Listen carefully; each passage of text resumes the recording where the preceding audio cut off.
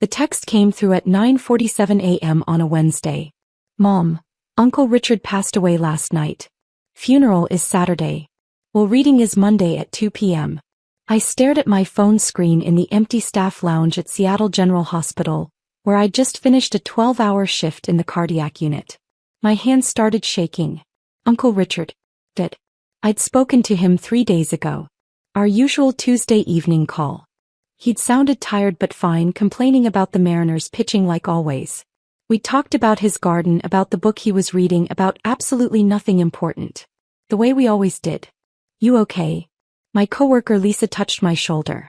My uncle died, I said quietly. Oh, Emma. I'm so sorry. I nodded, unable to speak past the tightness in my throat. I excused myself and went to my car, where I sat in the parking garage and cried for 20 minutes. Uncle Richard had been 78. I'd known this day would come eventually. Knowing didn't make it hurt less. My phone buzzed again. Mom, don't expect anything at the will reading.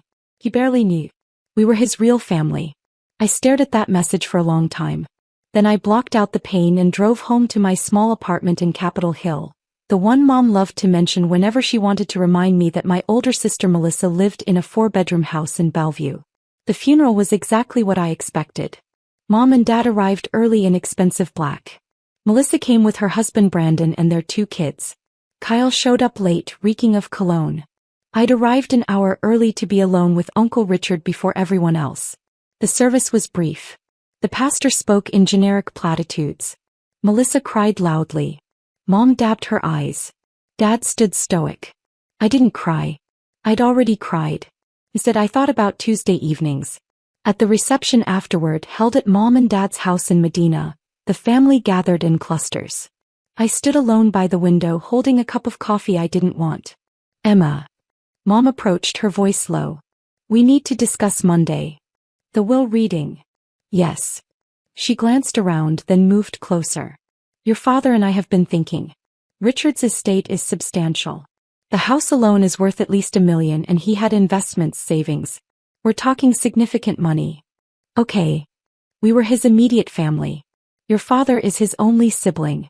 It's only natural that the bulk of the estate would go to us, with portions for you kids. I said nothing. But you should understand, Mom continued, that Richard barely knew you, Emma. You visited him, a few times a year. Every Tuesday for 6 years, I thought. But you didn't know that. We were the ones who really cared for him, Mom said. We were his real family. So when the will is read on Monday, don't expect anything significant. Maybe a small token amount. That would be appropriate. Okay, I said quietly. Dad joined us, drink in hand. Emma. Your mother's right. Richard and I were close. Brothers. You understand how inheritance works. It goes to immediate family first. When was the last time you saw him? I asked. Dad frowned. What? When was the last time you saw Uncle Richard? Before he died. Christmas, Dad said. We had him over for Christmas dinner. 8 months ago. They'd had him over for 4 hours on Christmas Day. I'd been there too. Uncle Richard had looked uncomfortable the entire time, surrounded by expensive decorations and expensive food and expensive people discussing expensive things. He seemed fine then, Mom added. Healthy. This was very sudden. It wasn't sudden. Uncle Richard had been diagnosed with congestive heart failure 2 years ago. I'd taken him to every cardiology appointment. I'd picked up his medications. I'd helped him understand his treatment plan, using my nursing background to translate the medical jargon. But my family didn't know any of that. Melissa appeared with a glass of white wine. Are we talking about the will reading? Yes, Mom said. I was just explaining to Emma not to expect much. Obviously the house will go to Mom and Dad, Melissa said. They can sell it and use the money for retirement. The rest should probably be split among us kids. Fair and equal. We'll see what Richard decided, Dad said carefully. Did he have a will? Kyle asked, joining our circle. Of course he did, Mom said. He was very organized. His lawyer called to schedule the reading. Everyone named in the will has to attend. Everyone? I asked. You, me, your father, Melissa, Kyle, Mom listed. And a few others, I assume. Probably some charities. Richard was sentimental like that. Sentimental. They thought Uncle Richard was sentimental. Uncle Richard was practical, logical, direct. He didn't believe in wasting time or money. He'd worked as a structural engineer for 40 years, retiring at 65 with a solid pension and smart investments. He'd bought his house in Ballard in 1982 for $95,000. It was now worth $1.2 million. I knew all this because we talked about it every Tuesday for 6 years. But my family thought he was just a sentimental old man who handed out candy to his nieces and nephews at Christmas. The reception wound down. I helped clean up as I always did while Melissa supervised and Mom directed. Dad retreated to his office. Kyle left early, claiming he had plans. "See you Monday," Mom said as I was leaving. 2:00. "Don't be late." "And Emma?" He touched my arm. "Try to dress professionally. This is important." I drove home thinking about the first time I'd really talked to Uncle Richard. I'd been 24, fresh out of nursing school, drowning in student debt. I went to his house to drop off something Mom had asked me to deliver. Uncle Richard had invited me in for coffee. We talked for 3 hours. He was funny, but intelligent. He asked about my work, really asked. He listened to my answers. No one else ever asked me about work. Before I left, Uncle Richard said, "You should come back next week. I make pretty good coffee." I came back, and kept coming back. Every Tuesday evening for 6 years straight. He became my best friend. And no one in my family knew. They knew I visited Uncle Richard sometimes. Mom would mention it occasionally, usually as a criticism. "You should spend less time with that old man and more time building your career. Or find a boyfriend instead of wasting your evenings." But they never asked what we talked about. They never asked why I went. They assumed I was just being nice to a lonely old relative. They had no idea that Uncle Richard had been the only person in my family who actually knew me. Monday arrived too quickly and not quickly enough. I took the day off work. I dressed in my best professional clothes. Black pants, white blouse, blazer. The outfit I'd bought for job interviews but rarely wore. The law office was in downtown Seattle on the 34th floor of a sleek glass building. The waiting room had floor-to-ceiling windows overlooking Elliott Bay. Mom and Dad were already there when I arrived at 1:55 p.m., sitting on a leather sofa talking quietly. Melissa and Brandon sat across from them. Kyle was on his phone in the corner. "Emma." Mom stood. "Finally. We were worried you'd be late." "It's 1:55. The meeting is at 2. Early is on time is late," Mom said, one of her favorite phrases. The receptionist smiled at me. "You must be Emma Chin. Mr. Hartwell is expecting you. You can all go in now." We filed into a large conference room. Dark wood table, leather chairs, law books lining the walls. Very official. Very intimidating. A man in his 60s stood as we entered. "Good afternoon. I'm Robert Hartwell, Richard Chen's estate attorney. Please everyone have a seat." We arranged ourselves around the table. Mom and Dad sat at one end, the power position. Melissa and Brandon beside them. Kyle across from them. I sat at the far end, as far from everyone as possible. Mr. Hartwell opened a leather portfolio. "First, let me express my condolences. Richard was a wonderful man. I had the pleasure of working with him for over 20 years. Mom nodded graciously. "Thank you. He spoke highly of you." Had he? I'd never heard Uncle Richard mention his lawyer.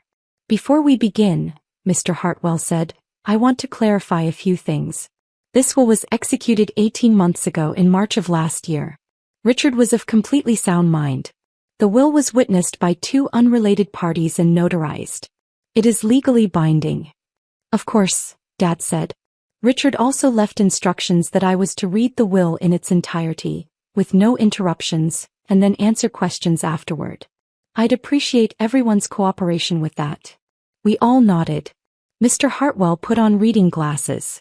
"The last will and testament of Richard Michael Chin, executed March 15, 2024. He read through the opening legal language, declarations that Uncle Richard was of sound mind, that this superseded all previous wills, that he appointed Mr. Hartwell as executor. Then he reached the bequest. To my brother Daniel Chin and his wife Patricia Chin, I leave the sum of $5,000 each for a total of $10,000. Silence. Mom's face froze. To my niece Melissa Chin Morrison, I leave the sum of $5,000. Melissa's mouth opened. What? Please hold questions until the end, Mr. Hartwell said gently. To my nephew Kyle Chin, I leave the sum of $5,000. Kyle put his phone down, looking confused. The entirety of my remaining estate, Mr. Hartwell continued, including my residence at 4728 Sunset Avenue, all bank accounts, investment portfolios, retirement accounts, personal property, and any other assets not specifically mentioned above, I leave to my niece Emma Louise Chin. The room went completely silent. I couldn't breathe. The estate has been valued at approximately $3.2 million, Mr. Hartwell said, still reading. This includes the Ballard residence valued at $1.2 million, investment accounts totaling $1.7 million, savings and checking accounts of $200,000, and personal property and vehicles valued at approximately $100,000. Mom's face had gone white. Chilly white. Richard also left a letter to be read at this time, Mr. Hartwell said. He pulled out an envelope.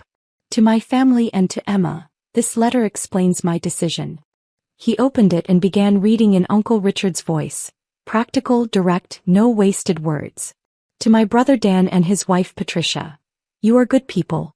You worked hard, built successful careers, raised 3 children. I'm proud of you. But let's be honest with each other. You visited me once a year at Christmas. You called on my birthday and major holidays. That's fine. I don't fault you for it. You had busy lives. To Melissa, you're ambitious and driven. You've built a beautiful life. The few times you visited, you were polite but distracted, always checking your phone, always rushing to leave. That's okay. I understand. To Kyle, you're young and figuring out your path. The handful of times you came by, it was because your mother made you. You were bored the entire time. I don't blame you for that either. Here's the thing though. For the past 6 years, Emma has come to my house every single Tuesday evening. 6 to 8 p.m. Like clockwork. He never missed. Not once. She came when she was exhausted from 12-hour hospital shifts. He came when she was sick with the flu herself. She came during snowstorms and heat waves. She came when she had her own problems and worries. She didn't come because she had to. He came because she wanted to. We drank coffee. We talked. About everything. She told me about her patients, about the challenges of being a nurse, about her dreams of maybe becoming a nurse practitioner someday. I told her about my career, about engineering, about your mother, her grandmother, who died before Emma was born. She listened to my stories. She laughed at my jokes. He cared about my opinions. When I was diagnosed with heart failure 2 years ago, Emma took me to every appointment. She made sure I understood my medications. He helped me modify my diet. She checked on me between our Tuesday visits, calling to make sure I was okay. She did this while working full-time, while dealing with her own challenges, while being dismissed and overlooked by her own family. None of you knew any of this. You didn't know because you never asked. You assumed Emma was just being nice, that she visited, sometimes, that she was wasting her time with a boring old man. But Emma saw me. Actually saw me. Not as an obligation or a burden or a source of future inheritance. As a person. A friend. She gave me something precious in my final years. Her time and her genuine care. That's worth more than money can measure. So I'm leaving her the money. To Dan, Patricia, Melissa and Kyle, your $5,000 bequests are not insults. They're acknowledgments. You're family. I loved you. But Emma earned this inheritance through 6 years of showing up, consistently and selflessly. If you're angry about this decision, I understand. But ask yourselves, when was the last time you spent 2 hours with me just talking? When was the last time you asked about my life, my thoughts, my fears? Emma asked. Every Tuesday. For 6 years. That matters. With love and no regrets, Richard Chin.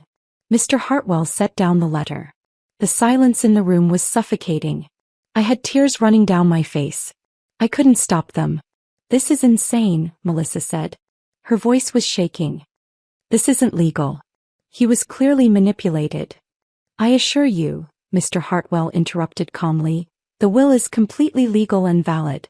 Richard was evaluated by his physician 3 weeks before executing this will. The doctor certified that he was of sound mind and not under any undue influence. She's a nurse. Mom's voice was sharp. He had access to him. She could have. Mrs. Chin. Mr. Hartwell's voice was firm now. I'm going to stop you right there.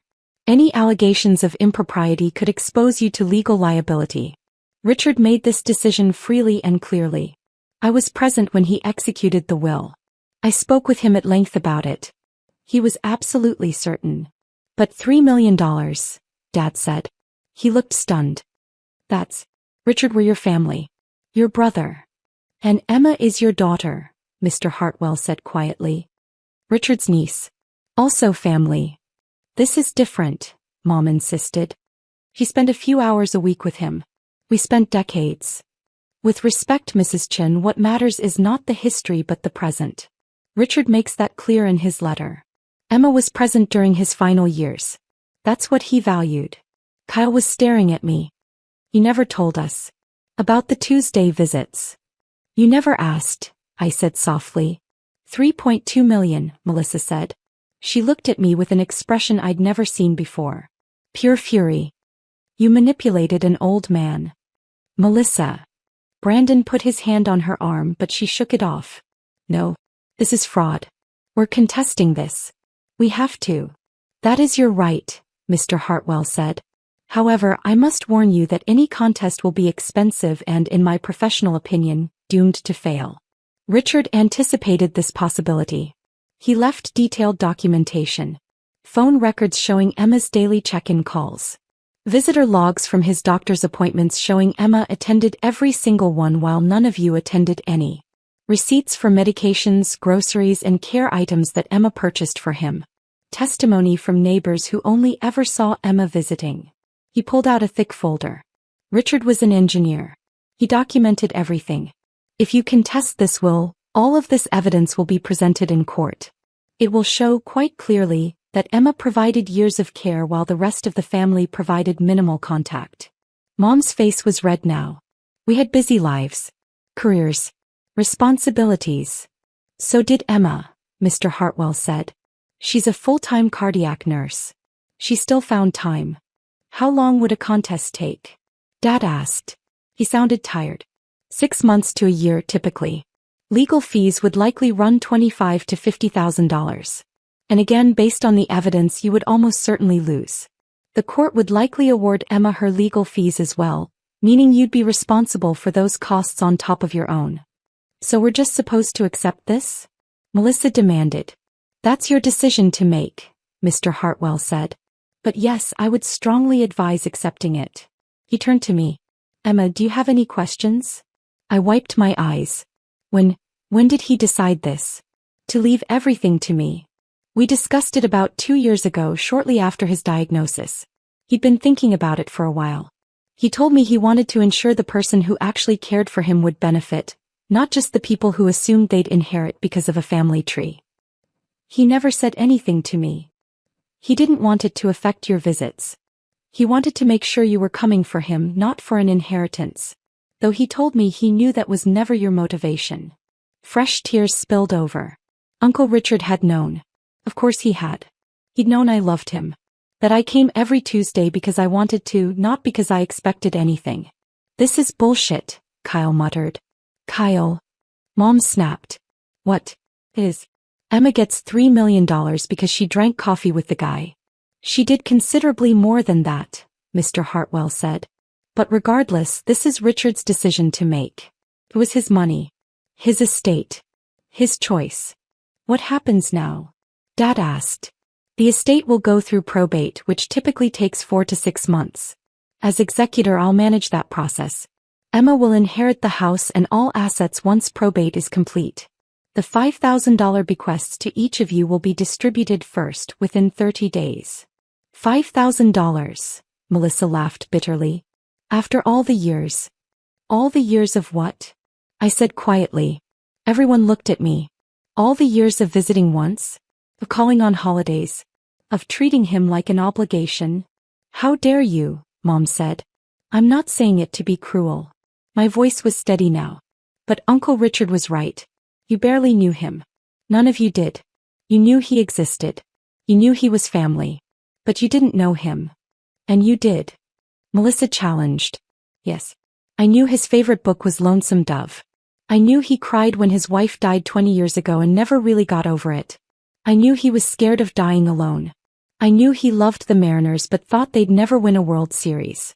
I knew he voted for Democrats even though his engineering colleagues all thought he was crazy. I knew he wanted to visit Japan but never did because Aunt Lily died before they could take the trip. I looked around the table. Did any of you know any of that? Silence. He was just Uncle Richard, Kyle said defensively. The old guy we saw at Christmas. Exactly. And that's fine. You had your own lives. I'm not judging you for that. But don't be angry with me because I actually spent time with him. You're taking advantage of an old man's loneliness, Mom said coldly. No. I was giving him companionship. There's a difference. Mr. Hartwell closed his portfolio. Unless there are legal questions, I think we're finished here. Emma, please call my office tomorrow and we'll begin the probate process. Everyone else, you'll receive your bequests within 30 days. We all stood. The silence was crushing. In the elevator down, no one spoke. We were all crammed together in the small space, not looking at each other. When we reached the lobby, Mom turned to me. If you had any decency, you'd split that money with your family. No, I said. No. Uncle Richard left it to me. He explained why. I'm going to honor his decision. You're being selfish, Melissa said. Maybe. Or maybe I earned it. Either way, it's mine now. I walked away from them out into the Seattle afternoon. My phone started buzzing before I'd even reached my car. Melissa, you're destroying this family. Kyle, this is so messed up. Mom, we need to talk about this reasonably. Dad, Emma, call me. I didn't respond to any of them. That night I drove to Uncle Richard's house. My house now, I suppose, though that felt impossible to process. It was a small craftsman bungalow with a covered front porch. The garden Uncle Richard had tended for 40 years was overgrown now. He'd been too weak to maintain it these last few months. I used the key he'd given me 2 years ago. In case of emergency, he'd said. You're my emergency contact. You should have a key. The house smelled like him. Coffee and Old Spice and old books. I stood in the living room and cried. Everything was exactly as it had been last Tuesday. The coffee maker I'd used to make our evening coffee. The 2 mugs in the sink still unwashed. The book he'd been reading bookmark halfway through. The photo albums on the shelf. Uncle Richard's entire life, documented in pictures. I pulled one down and flipped through it. Uncle Richard and Aunt Lily on their wedding day. Uncle Richard at his college graduation. Uncle Richard and Dad as kids, maybe 7 and 10, grinning at the camera. Toward the back, recent photos. Most of them were of Uncle Richard alone. At his garden at the park, reading on his porch. Then I found a section of photos I hadn't known existed. Photos of me and Uncle Richard. Someone must have taken them, maybe a neighbor. Us sitting on the porch drinking coffee. Us at the kitchen table both laughing at something. Us in his garden, me holding a watering can while he pointed at a plant. He'd kept photos of our Tuesdays. I sat on his couch, my couch, and cried until I couldn't cry anymore. The next 2 weeks were brutal. My family called constantly. Mom wanted to have a family meeting to discuss fair distribution. Melissa left voicemails accusing me of manipulation and greed. Dad sent long emails about family obligation and doing the right thing. Kyle just sent angry text. I didn't respond. I went to work. I did my job. I came home. I ignored my phone. Mr. Hartwell called to walk me through the probate process. He was kind and patient, explaining everything clearly. You're handling this well, he told me. Richard would be proud. My family hates me. They're upset. They expected something different. But that's not your fault, Emma. You didn't manipulate anyone. You were just present. That's all Richard wanted. Someone to be present. 3 weeks after the will reading, Mom showed up at my apartment. We need to talk, she said when I opened the door. I let her in because I was too tired to fight. She sat on my worn couch in my small apartment and looked around with barely concealed disdain. You're really going to keep living here? You're about to inherit millions. I haven't inherited anything yet. Probate takes months. Emma. She leaned forward. Be reasonable. That money should go to the family. All of us. Richard was confused at the end.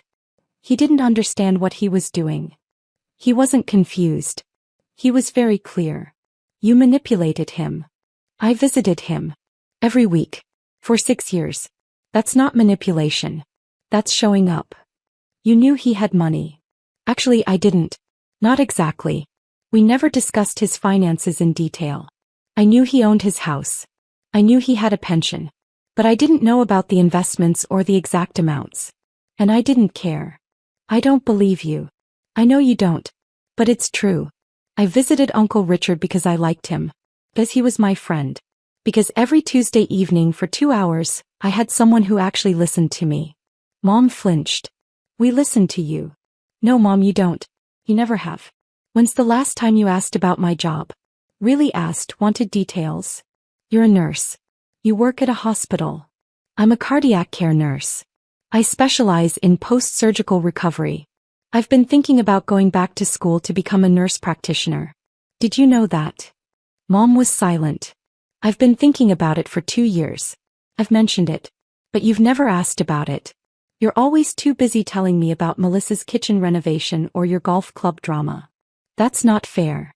It's completely fair. And it's fine, Mom. I stopped expecting you to be interested in my life years ago. But don't be surprised that I formed a close relationship with someone who was interested. So this is our fault? This isn't about fault. This is about choices. Uncle Richard chose to leave his money to me. I'm choosing to accept it. You're choosing to be angry about it. Those are all choices we're making. $3 million, Emma. I know. That could change all our lives. It's going to change my life. That's what Uncle Richard wanted. Mom stood. If you go through with this, your family will never forgive you. Then I guess my family will never forgive me. She left without another word. 4 weeks after the will reading, Melissa showed up with a lawyer. They came to my apartment on a Saturday morning. I was still in my pajamas, having worked a night shift. This is my attorney, Michael Brennan, Melissa announced. We're filing a contest to Richard's will. Mr. Brennan looked uncomfortable. Ms. Chin, my client believes there are grounds to challenge the will on the basis of undue influence. Hey, I said. I was too tired for this. We'd like to propose a settlement, he continued. Rather than going through expensive litigation, we're prepared to offer you a generous amount if you'll agree to split the estate more equitably. How equitably? 40% to you, 60% split among the other family members. I did the math. That would give me about $1.3 million. They'd split nearly $2 million. No, I said. Emma, be reasonable, Melissa said. We're being more than fair. Uncle Richard was clear about what he wanted. I'm not negotiating against his wishes. We will win in court, Mr. Brennan said, though he didn't sound confident. The evidence of undue influence is compelling. What evidence? You had exclusive access to Richard. You isolated him from his family. You're a medical professional who could have manipulated his medications or mental state. I'd like you both to leave now, I said calmly. Emma. Leave. Or I'll call the police and report you for harassment. They left. 2 hours later, I received a call from Mr. Hartwell. Your sister has filed a will contest, he said. I expected this. Don't worry. Should I be worried? No. Frankly, they have no case. I spoke with their attorney. He knows it too. He's doing this because Melissa is paying him to. But it will fail. How long will it take? 4 to 6 months for the court hearing. The judge will review the evidence and make a ruling. Based on what we have, I'm confident we'll prevail. And if they lose? They'll be responsible for their own legal fees, likely $25,000 or more. And the judge may award you your legal fees as well, which they'd have to pay. Total cost to them could be $50,000 or more. That seems like a waste of money. It is. But sometimes people need to learn lessons the expensive way. 5 months later, we sat in King County Superior Court. Judge Margaret Fisher presided. She was in her 60s, sharp-eyed and no-nonsense. Melissa's attorney, Mr. Brennan, presented their case. He argued that I'd had unusual access to Uncle Richard. That I'd isolated him from his family. That as a medical professional I could have influenced his mental state. He had no evidence of any of this. Just speculation and insinuation. Then Mr. Hartwell presented our case. He had phone records showing I'd called Uncle Richard daily for 2 years. Visitor logs from cardiology appointments showing I'd attended all 17 appointments while no other family member attended any. Testimony from Uncle Richard's cardiologist stating that Richard had been completely mentally competent until his final week. Testimony from 3 neighbors stating they'd only ever seen me visiting, never other family members except once a year at Christmas. He had receipts for medications I'd purchased. Grocery receipts for food I'd bought him. Receipts for the home health aide I'd hired out of my own pocket when Uncle Richard got too weak to manage alone. He had Uncle Richard's letter written in his own hand, explaining his decision clearly and rationally. Judge Fisher reviewed everything silently. Then she spoke.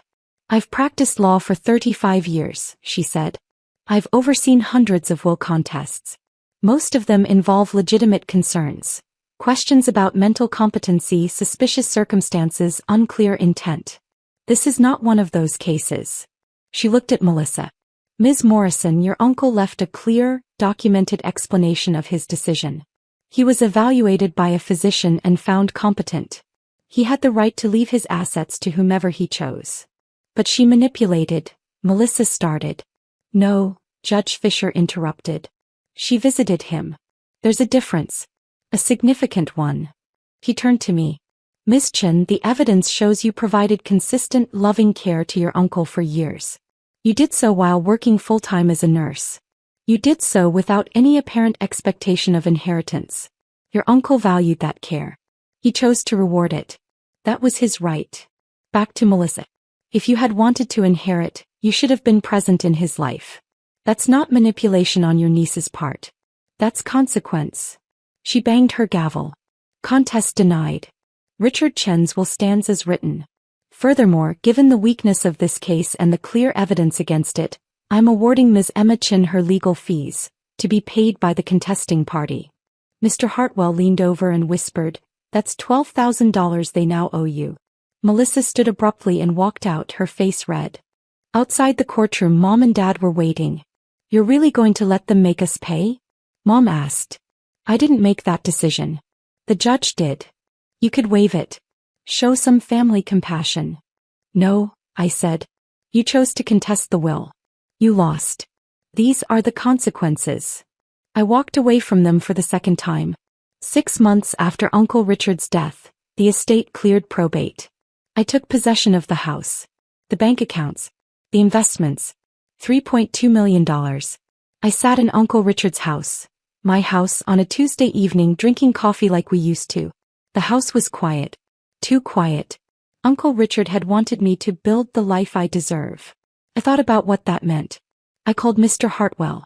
"I want to set up a scholarship fund for nursing students who are first-generation college students working their way through school. $50,000 a year. That's very generous. Uncle Richard paid for his own college by working construction. He'd appreciate this. I'll set it up. And $100,000 to cardiac research. In his name."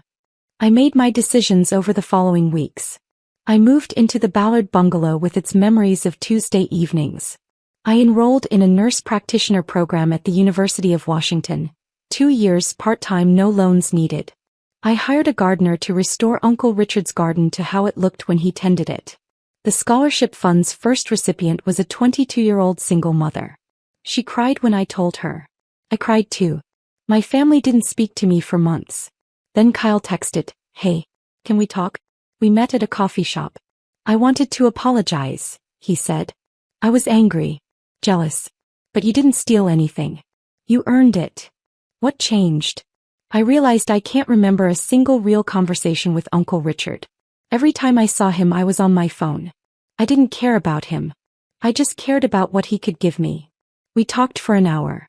Really talked. "I don't know if Mom and Dad will come around," Kyle said. "Or Melissa. But I'm glad Uncle Richard left everything to you. You deserved it." A year after Uncle Richard's death, Dad called. "Emma, I'm calling to apologize. Your mother and I were wrong. We were angry because we felt entitled. But we didn't earn it. You did." His voice cracked. "I called Richard 4 times a year. Saw him once. I told myself that was enough. But we weren't close. We were just related. You had a real relationship with him. That's my failure, not yours. I loved him, Dad. I know. And he loved you. I'm sorry for how we treated you. For not seeing what you were doing.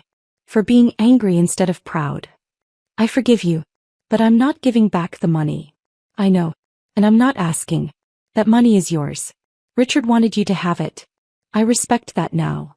Mom called 2 days later with a more difficult apology. He was trying. Melissa never apologized. 2 years of silence. Then a cancer scare brought us to the hospital. I visited with flowers. Why are you here? She asked. Because you're my sister. And because I'm a nurse. And because I know how scary this is. We both cried. It was a start. 3 years after Uncle Richard's death, I completed my nurse practitioner degree. I took a job at a cardiology clinic specializing in heart failure patients, the same condition Uncle Richard had. I helped patients understand their medications, their prognosis. I made sure no one faced their diagnosis alone. It felt like honoring Uncle Richard's memory. I still lived in his house. On Tuesday evenings I'd sit on the porch with coffee and talk to him about my week, my patients, my life. The scholarship fund had helped 12 students. 3 graduated and became nurses. They sent thank you cards with photos in their scrubs. Uncle Richard would have loved that. My family relationships slowly healed. Dad and I talked every few weeks. Mom was trying.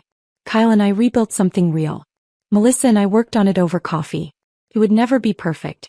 But it was something. I thought about Uncle Richard's gift often. Not just the money but what it represented. Someone had seen me. Had valued me. Had loved me. He'd given me the knowledge that I was worth showing up for. That my time mattered. That my care mattered. That I mattered. That was the real inheritance. The money was just proof.